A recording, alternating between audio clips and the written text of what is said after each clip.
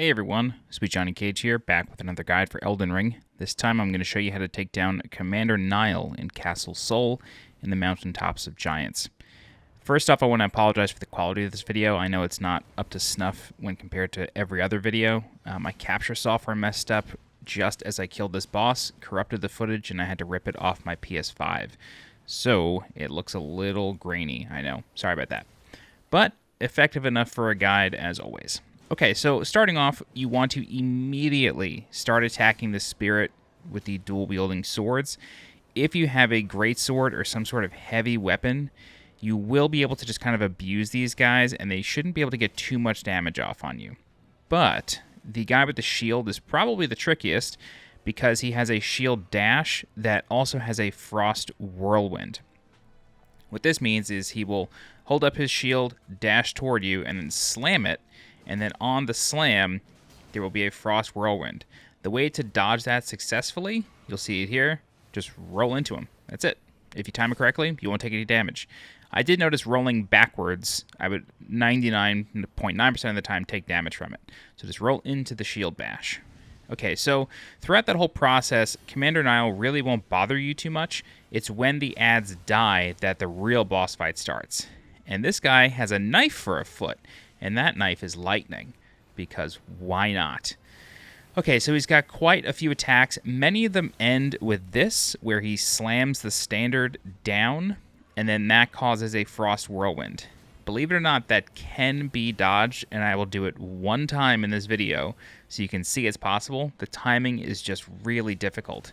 You don't have to try to dodge it, but it's really one of your only times for follow-up damage. Otherwise, you're just going to be whittling this guy's health down, which I will be doing in this guide, so I'll be joining you in that. But you can dodge it. So when he does the big two-swipe whirlwind in the just long animation, he has a couple attacks that he can come out of that with. Probably the most deadly is not even that dash. It's a dash that has a ton of attacks that come after it, and you'll see it here in this video. It's this right here. So when he doesn't actually do a whirlwind right away, and he just starts going nuts with it, that's the big attack. He doesn't always do it, though. Like, I've gone through attempts where I've gotten him down to 1 or 2 hits, and he never even does it. But when he does do it, what you're actually better off doing is getting hit by the frost whirlwind just before he starts moving around, because the frost whirlwind isn't going to do a lot of damage to you, and it's going to leave you invulnerable to his other attacks, and then you can just get up and hit him 6 or 7 times while he recovers. So, there it is, I dodged it, see? The really deadly thing is the lightning foot. He can do this close range, and he also has a jump with it that is easy enough to avoid, but the close range one, that can one-shot you from 100 to 0. He cuts your neck open like an ice skate. It's crazy. So the only tip I can really give for dodging the lightning foot, the jump is pretty easy on its own. Just roll when he's finally falling back towards you. But for the close range one, really the only advice I can give to you is just stare at his foot, and then the second it starts moving toward you, that's when you want to roll. You don't want to roll before, you don't want to roll as soon as he sparks, and you certainly don't want to try to roll afterward. You want to roll once the foot starts moving towards you. All of his standard attacks, although I don't think the whirlwind can be parried, but the rest of his regular standard attacks, like this right here, those can be parried. He only needs 1 parry to be riposted, so he's not, a big body boss like Margit that requires 2 or 3 parries. You just parry him once, and that's it. So that's basically the fight. It just goes on for a while because you don't have many opportunities to just deal a ton of damage to him. What I recommend doing is when he does that lightning jump, hit him once, roll to avoid the standard attack, and then you can get a follow-up. Also, whenever he does the lightning foot attack, he will try to poke you with the butt end of the standard, and then that will interrupt whatever you're doing unless you have very high poise. And then what this means is it's going to deal damage to you, interrupt you, and then expose you for some other follow-up attack. You'll notice that as soon as Phase 2 started in this fight for me, I used a rune arc and activated Godric's Great Rune. The reason for that is because the added stats that you get from that are really, really helpful.